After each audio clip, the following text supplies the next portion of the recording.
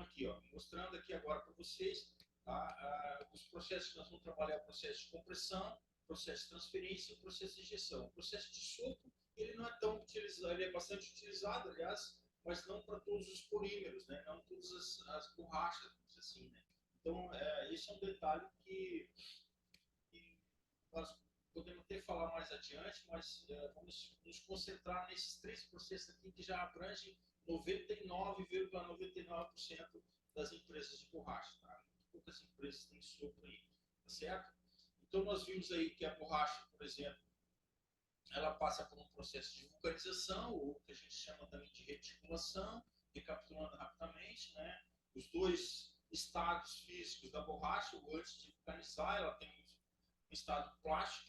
Vamos fazer uma correlação aí, como se fosse um bolo que a nossa mãe, a mãezinha lá, está fabricando, né? Tá fazendo para nós lá. Então, ela pega aquela massa que ela né, coloca em várias formas ali, ela mexe com aquela massa ali da forma que quiser, coloca dentro da forma lá, e aí aquela massa vai no estado ali plástico ainda, né?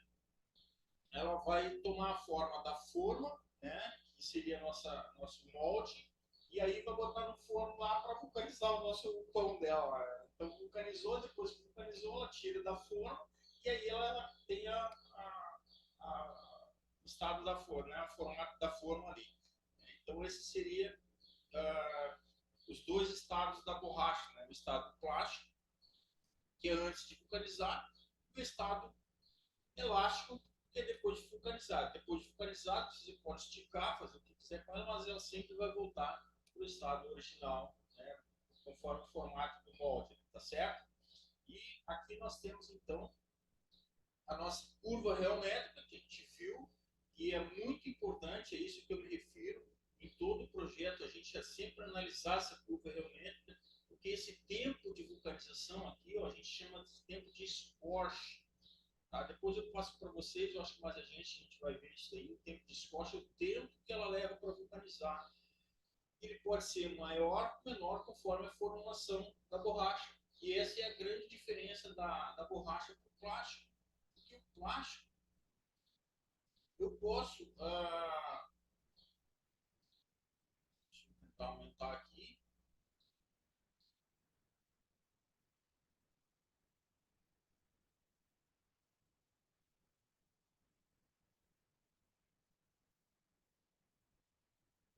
O plástico, plástico que eu estou falando, a matéria-prima, né? O caso polietileno, qualquer um deles ali, né? Ele vem no estado rígido, passa por um estado elástico, no caso, quando ele se deforma através da temperatura, toma a forma da cavidade, depois, quando resfriado, ele passa para o estado rígido novamente, e ele não é mais elástico, ele continua rígido ali. E se eu for aquecer novamente, ele vai novamente derreter, vamos dizer assim, tomar tal estado elástico, plástico ali, né? E eu posso fazer isso aí várias vezes. Já a borracha não. A borracha, depois que ela vulcanizou, que ficou no estado plástico, elástico, perdão, eu vou aquecer novamente, ela não vai mais amolecer. Ela não vai mais voltar ao estado que ela era antes. Ela vai acabar virando cinza, queimar, virando cinza ali, e tem que voltar ao estado original dela ali. Por isso que a borracha é bem complexa, não tem como errar nela, tá certo? Então, eu voltando aqui, eu quero mostrar para vocês. Nós vamos falar agora. Então, deixa eu ver aqui.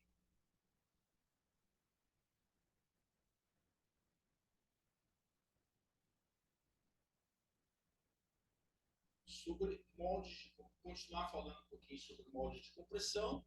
E vamos fazer hoje uma correlação do molde de compressão com o molde de transferência. Tá? Então, o molde de compressão e o molde de transferência, eles têm bastante diferença, né, entre um e outro. Nós temos que saber como é que funciona o molde de transferência. E molde de compressão, como a gente viu, eu tenho aqui uma forma, né, ou seja, uma cavidade inferior, uma cavidade superior, e o que está quadriculado aqui é a nossa peça propriamente dita. Então, eu coloco o material aqui dentro, né, fecho a cavidade, aqueço ela a uma determinada temperatura e depois que ela vulcanizou nessa temperatura, então ela volta a ser, né, fica uma peça original. Então aqui nós temos aqui alguns exemplos. Ó, aqui tem uma cavidade, né? Essa cavidade tem três partes, tem uma superior, uma intermediária e uma inferior.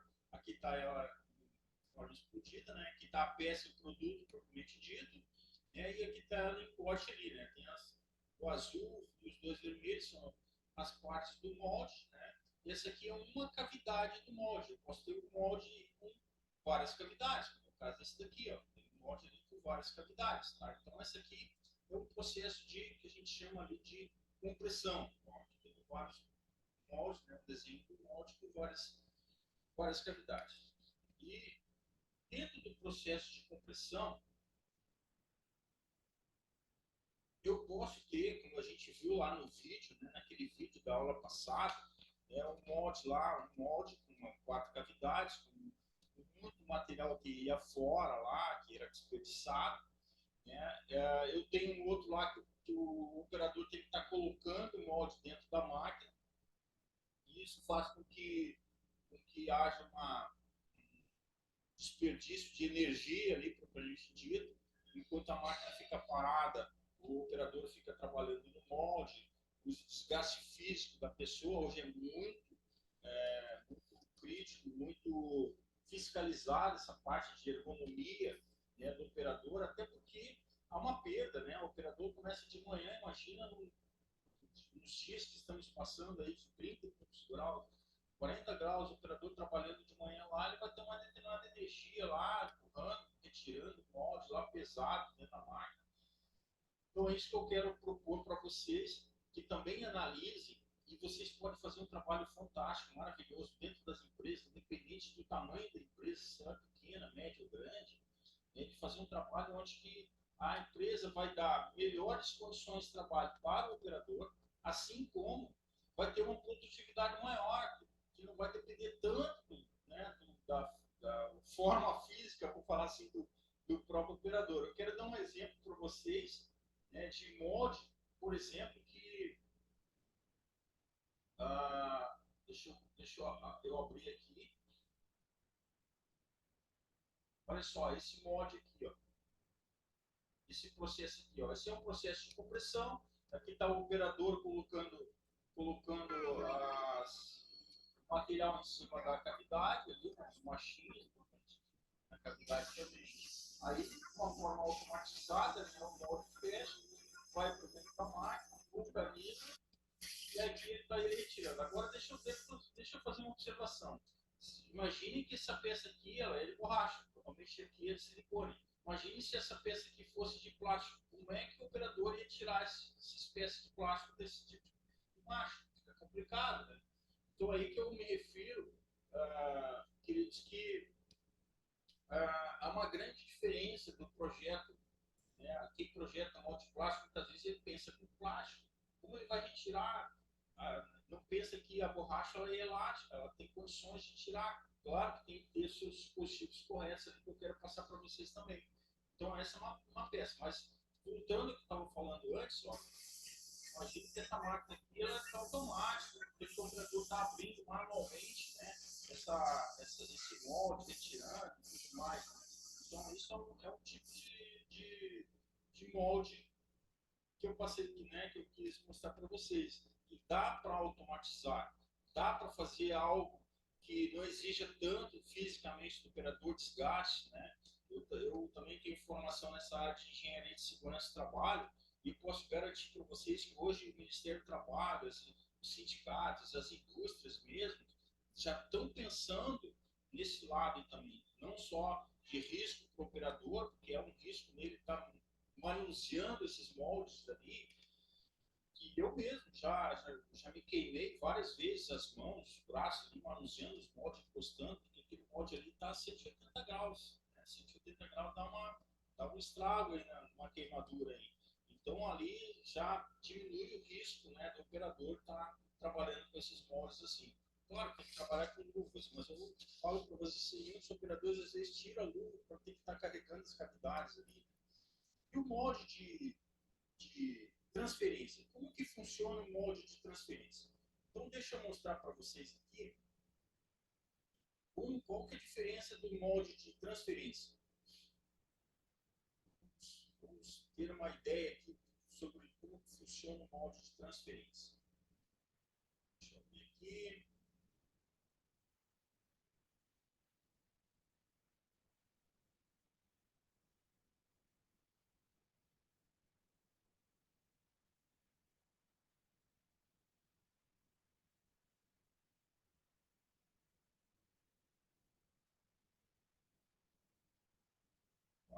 Aqui é um esboço de uma ideia de como funciona o molde de transferência.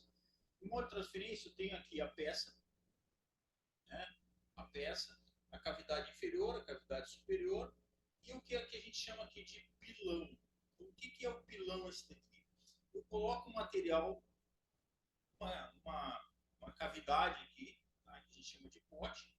Eu tenho aqui os canaizinhos aqui, que a gente chama aqui de capilares, e eu vou prensar esse pilão aqui, tá? Através dessa borracha, e ele vai transferir esse material que está para cá, através da peça.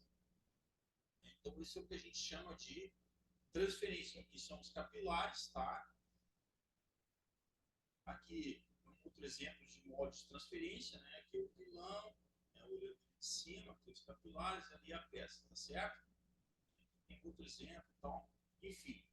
Então, esse aqui são os moldes de transferência. Eu quero mostrar para vocês um videozinho, tá? Também sobre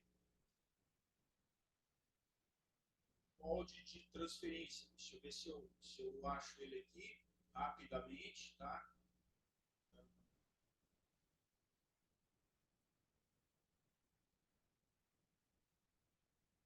Ó, então tá aqui. Aí, tem paciência um pouquinho comigo aí.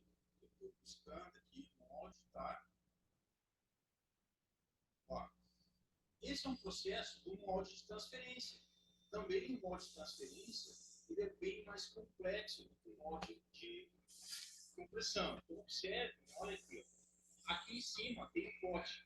Nós não vemos aqui a parte do pilão, porque ele está fixo lá na máquina. Mas olha quanto de material ali, ó, esses furinhos aqui são os capilares. Ele coloca o material nesse lugar aqui, e aí quando ele prensa, no caso, o material que está aqui em cima nesse pote, que a gente chama, ele vai transferir através desses capilares para dentro da peça. E aí sobra essa rebarba ali, tá vendo? Ó, ele está tirando ali de cima ali. Aí agora ele levanta, esse aqui é um processo um pouquinho mais automatizado, que é o que eu recomendo para todos, tá? Onde ele vai então, vou pegar novamente aqui, abrir o molde, lá dentro fica o pilão, aqui fica o pote, né, com os capilares, embaixo ali então fica as peças, ele vai abrir lá com as peças. As peças, a parte superior e a parte inferior. Daí o operador então vai retirar essas peças aqui, né? Dessa parte aqui, manualmente, carrega. E um detalhe da diferença do modo de transferência, que ele não carrega uma por uma, ele precisa carregar peça a peça ali, cavidade por cavidade. Ele vai fazer só uma limpeza, fecha novamente o molde, retira as peças, fecha novamente o molde, né? Coloca o material ali, ó, ele vai colocar o material novamente aqui o vídeo até não está mostrando tudo, mas para vocês entenderem, ó, ele vai colocar uma quantidade de material aqui que dê para preencher todas as cavidades, né? E vai fechar lá. Então ele é mais rápido para carregar, né, no caso do molde. Qual que é a vantagem e desvantagens do molde de transferência? Quando é que a gente usa um molde de compressão e quando é que eu utilizo o molde de transferência? Deixa eu só dar uma dica bem rapidinho para vocês aí.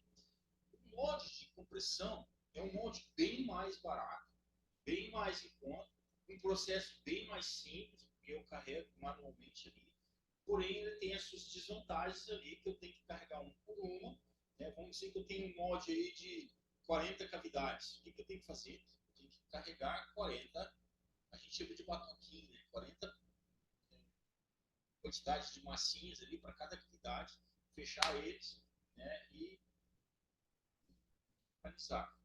O molde de transferência não, ele é bem mais rápido. Uma outra coisa, o molde de compressão, vamos dizer que a peça lá pese 5 gramas. Né? No molde de compressão, preciso botar um pouquinho mais, né? Porque eu não posso botar 5 gramas de material para. Vou botar 5 gramas porque uma peça pesa 5 gramas, não. Eu tenho que colocar uma quantidade X a mais, tá? Para quê? Porque eu posso correr o risco na hora de fechar o molde e o material não preencher toda a cavidade. Ele pode correr mais para um lado, mais para o outro. Então ele não tem uma uniformidade. Então tem que colocar uma quantidade a mais para garantir que ele vai preencher todas as peças. Já o molde de transferência não.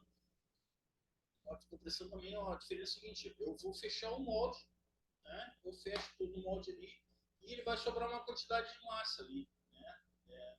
Na zona de fechamento. Essa quantidade de massa, ela pode ser maior, pode ser menor, e pode ser que dê uma certa diferença na altura da peça. Não, a peça que de repente não tem tanta precisão, não tem problema. Já o molde de transferência não.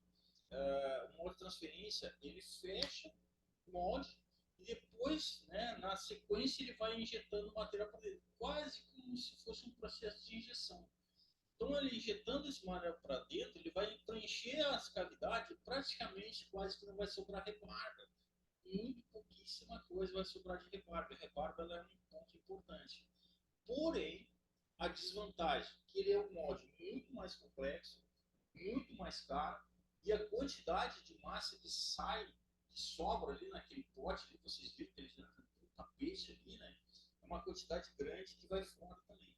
Então ele tem vantagens e desvantagens. Então essas diferenças de fazer por compressão e fazer por transferência depende muito da geometria da peça. Tá? Então, por exemplo, vou fazer uma peça que é muito pequenininha, uma peça que normalmente tem insertos metálicos ou de outro tipo de material, como inserto metálico, que ele aconselha-se sempre fazer por transferência.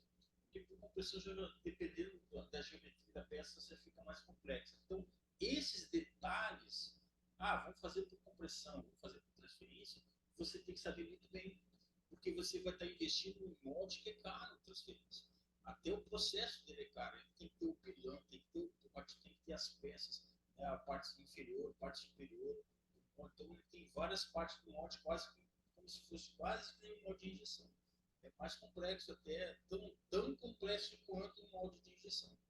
Mas se o cara não tem injetora, por exemplo, uma empresa que você vai trabalhar lá, dando consultoria e não tem injetora, e aí precisa fazer uma peça de inserto metálico, não tem outro jeito. Muitas vezes tem que ser por transferência.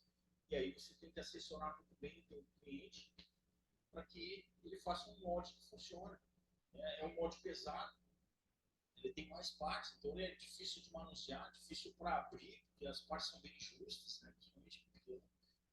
Então essa parte daí que a gente tem que analisar muito bem e saber como fazer para que o nosso projeto atenda bem o cliente, né? Ter bem essa controle, porque às vezes o cliente lá não tem tempo, né? Não tem nem pessoa técnica para analisar, eu vou fazer por compressão, vou fazer por cliente. Eu já tive situações que, por exemplo, eu cheguei na empresa e o pessoal estava insistindo para fazer uma membrana lá, se não fala memória, era uma membrana, um diafragma, né? Pequeno, estavam fazendo por transferência, gastando material caro, se não me fala a memória, era Viper, material que é caro, difícil de transferir, e eles estavam tentando fazer por transferência. Aí eu analisei o processo, mandei fazer uma cavidadezinha, pedi que o pessoal fizesse umas cavidadezinhas de amostra lá e tentei fazer por compressão. Nossa, funcionou super bem a compressão. O dimensional dele ficou dentro do esperado ali, né? E ficou uma baita mão de obra, um material que vai fora. Uma outra coisa que tem que se analisar por transferência, eu imagino que é similar ao molde de injeção. Então, os capilares ali, ele tem uma dimensão muito pequena, 1 milímetro, 1,5 milímetro, no máximo 2 milímetros de diâmetro. Então, imagine que o material tem que passar todo por aquele 2 milímetros, vamos exagerar aí, 2 milímetros de diâmetro, para preencher toda a peça. Então não pode ser um material que tenha uma viscosidade muito alta.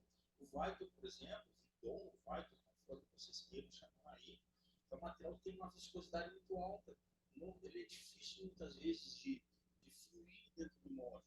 Então, por transferência, ele não. E outra, aquela curva ergométrica dele ali, ele é bem curta. Ou seja, ela vulcaniza muito rápido. Então, muitas vezes você está transferindo ela adquire, por ela ter que passar por uma orifício muito pequena, ela vai adquirir uma temperatura muito alta e vai para vulcanizar, não vai preencher a cavidade. Então, tem que ter esses cuidados. E esses cuidados que eu quero ensinar para vocês, a gente vai ver numa próxima aula, num próximo vídeo. Eu quero passar para vocês, a gente entrar um pouquinho mais nesses detalhes aí, né, para você ser um bom consultor. Então, fiquem atentos aí, tá? Eu quero mostrar mais alguns videozinhos para vocês, mais uns vídeos aqui para vocês, né, de alguns projetos, né, que eu fiz de moldes de compressão, só para vocês terem uma ideia, assim, de injeção, compressão, né? Mas esse aqui foi um moldezinho que eu fiz de compressão. Aqui é um projeto, está dentro do meu software, aqui, que eu chamo de SolidEdit. Então, esse aqui é um moldezinho de compressão, não precisa nem ser de injeção. Ele carregava, o cliente não tinha injetor, então é uma cavidade inferior, uma cavidade superior, um machinho, tem todos os sistemas de guia aqui para que o macho mantenha sempre a posição. Esse aqui é o material que eu recomendei para ele ser através de um tubo, né, de borracha, para ele carregar o material. Então esse é um projetinho que eu fiz, né. Eu quero mostrar para vocês aqui os outros exemplos aqui de moldes que eu fiz para vocês. Olha aqui, ó. Esse aqui também é um molde de compressão.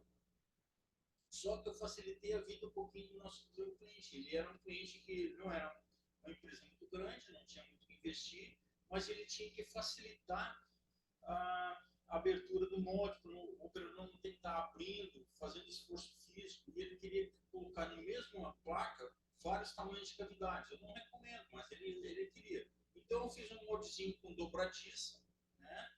Tem um sisteminha de mola lá, com certo guia, e aí várias cavidades aqui no mesmo molde. Tá? Então é uma forma, no caso, do cliente não então o molde ele abre, né? Fecha o molde ali, fecha o molde, coloca a caneta pressa lá e faz a pressagem dele.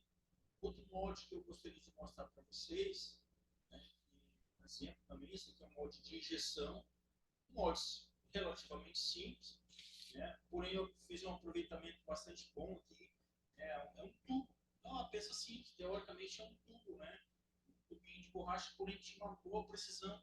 Então, essa aqui são os machinhos, ó. Eu fiz 2 jogos de machos, aqui está um machinho, né? E o operador tira aquele macho ali, ele não precisa ficar esperando que a injetora fique parada, ele tira um, coloca o vazio, bota na injetora, enquanto ela está injetando, ele está tirando as peças. O que está em cor de rosa aqui, o magenta, é a peça, né? Propriamente dito, tá? E aqui, então, é um machinho. Então, aqui são os projetinhos que eu já executei para o cliente. Ó, esse aqui é uma cavidade do molde de um retentor. Ó, tem uma cavidade inferior, tem um machinho aqui que é postiço, né? A complexidade da cavidade. Esse aqui é um molde que tem que ter muita precisão, precisão de fechamento, é um molde de compressão.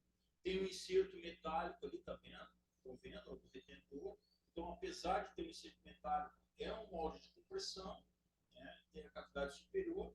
E aqui é uma cavidade. Eles vão pegar essa cavidade aqui, vão colocar numa placa com várias cavidades. Se o cliente quiser, aqui ele queria uma cavidade só, mas pode colocar várias cavidades, né?